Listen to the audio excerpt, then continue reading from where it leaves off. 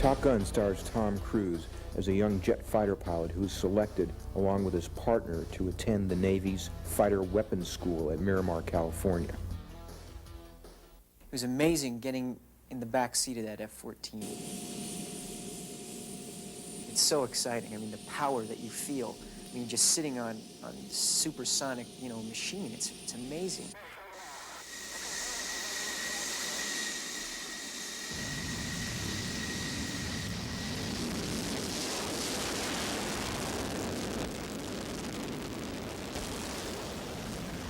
All the actors who are in the cockpit flew. So a lot of the filming that you see in the movies, actually the actors up in the air, actually being filmed while they're experiencing the G-forces. In order to do that, they had to go through this training program which involves ejection training, just in case there's an accident when they're in the air and they've got to eject. 1, 2, 3, eject! Okay, if you're all right, give me a thumbs up. That was great. It was a good shot.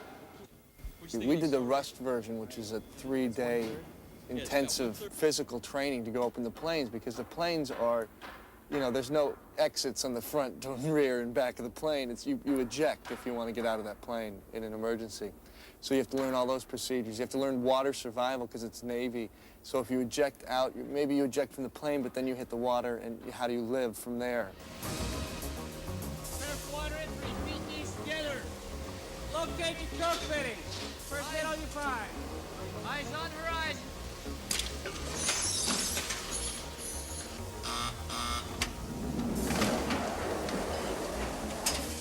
They took the cockpit and shot it into the water, and then you have to escape out of that. And so they do stuff like hold you underwater for a while and then see if you can float, and, fun stuff. Jump.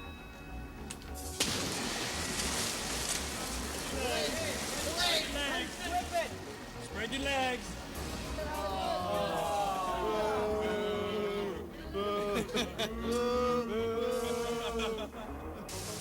And to do that kind of thing, also a helicopter dunker. Because then once you're in the water and you're rescued, then the helicopter crashes. So you have to learn how to get out of the helicopter blindfolded, underwater, 8 feet. I mean, it's stuff that's real practical. Ready.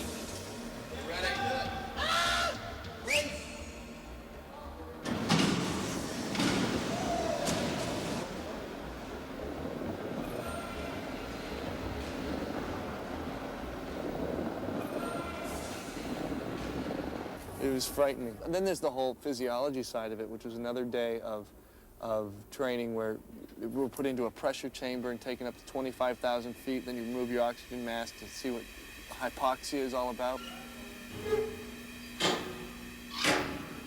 Okay, now the low side of the chamber only. Reach up and hold the mask tight to your face with one hand. With the other, release one of your retention fittings, but keep the mask up to your face.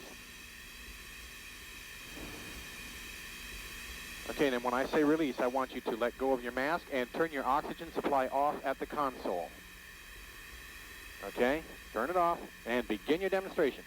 6 to 7 turn face each other.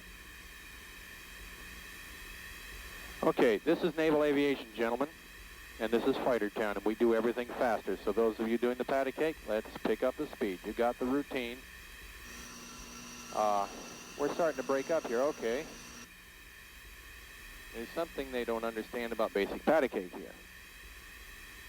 Remember, I don't want to see how long you can last. I want you to experience some of the symptoms of hypoxia and then take the corrective action. Okay, 7 has had it. There's a little tetany there. Mask to the face, oxygen on. You, mask to the face, oxygen on. The vertical rolls are exactly the same way, except it starts with a slow pitch pulse up here.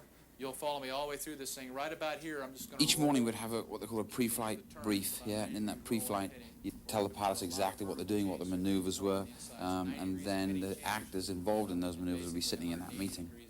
Well, we just got a briefing about how I'm supposed to remember to say this line when I'm inverted and this line when I'm being chased and this line, and I'm not sure if I'm going to be able to get any of it right. I don't know. I have a diaper on, so I don't know. I have a diaper and an air sickness bag, and hopefully I'll be okay. It's going to be wild. It's like the ultimate dragster.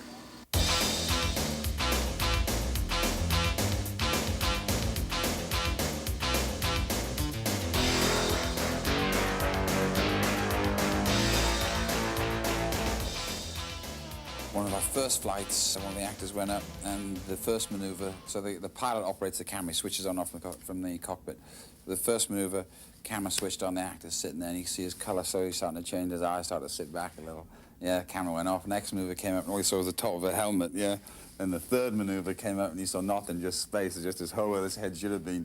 Fourth maneuver, the head was back there, the mask off, he was green. Will, we went up, we went like this, he went like that. I don't know, I mean, it's the weirdest thing I've ever done. There's no doubt about that. It's the weirdest thing. You're just up there, you know, you're up there. It's like nothing to hold on to but your guts, I don't know. I didn't get sick. I'm the first one out of the 3 that have gone up, so everybody owes me a drink tonight, I think. It's better. It's better than I expected. It was fantastic.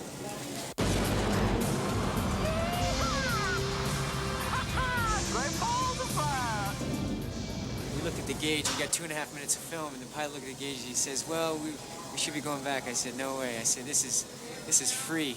This ride's free. This e-ticket's free." I said, "Let's go for a run." He said, "All right, you want to go for a run?" I said, "Yeah."